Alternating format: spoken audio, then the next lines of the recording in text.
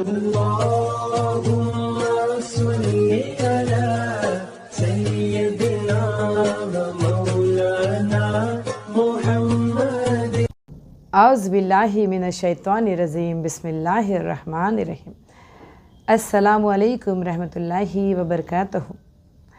میں ہوں شیراز، آپ دیکھ رہے ہیں اسلام وتھ شیراز۔ شروع کرنے سے پہلے ایک مرتبہ درود شریف ضرور پڑھ لیں گے صلی اللہ علیہ وسلم۔ آپ سبھی سے گزارش کی جاتی ہے کہ ایک مرتبہ درود شریف ضرور پڑھ لیں، یہ اللہ تعالیٰ کا حکم ہے۔ آئیے چلتے ہیں ہماری حدیث کے مفہوم کو شروع کرنے سے پہلے رسول اللہ صلی اللہ علیہ وسلم پر ہم ایک مرتبہ درود پڑھ لیتے ہیں صلی اللہ علیہ وسلم۔ رسول اللہ صلی اللہ علیہ وسلم نے فرمایا، الام والد الام والد الخالۃ والدۃ۔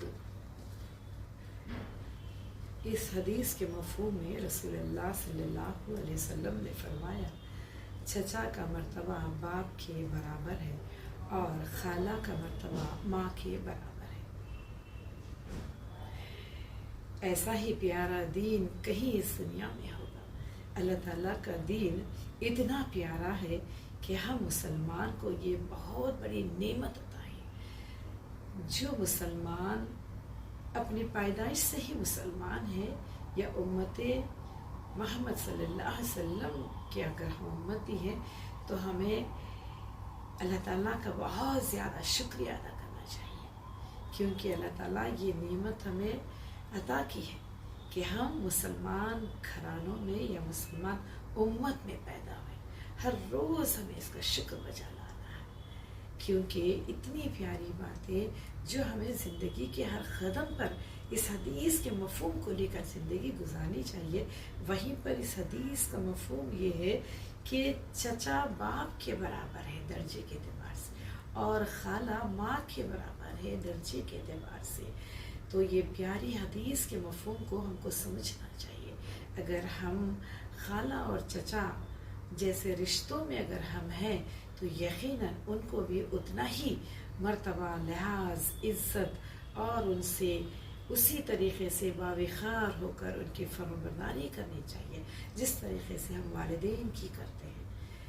ہاں، یہ بات یہاں پر نہایت ہی ضروری سمجھنے کی ہے کہ اگر جو اولاد اپنے ماں باپ کو کھو چکی ہے یا جس اولاد کے پاس ماں یا باپ ایک ہی ہے تو ان لوگوں کو چاہیے کہ یہ چاچا اور خالہ کے رشتوں کو سمجھنے کی ضرورت ہے کہ اللہ تعالیٰ ان رشتوں میں وہی درجہ، وہی فضیلت عطا کی ہے۔ باپ کا اور ماں کا جو مرتبہ ہے تو وہیں پر چاچا اور خالہ کا مرتبہ بھی اسی کے معنی ہے۔ اسی لیے ہم کو ان کی فرمانبرداری، ان کے دوست احباب کی عزت، احترام اور ان کے بتائے ہوئے حکم پر یا ان کے بتائے ہوئے راستوں پر چلنے کی یہاں پر نصیحت اور تاکید کی جا رہی ہے۔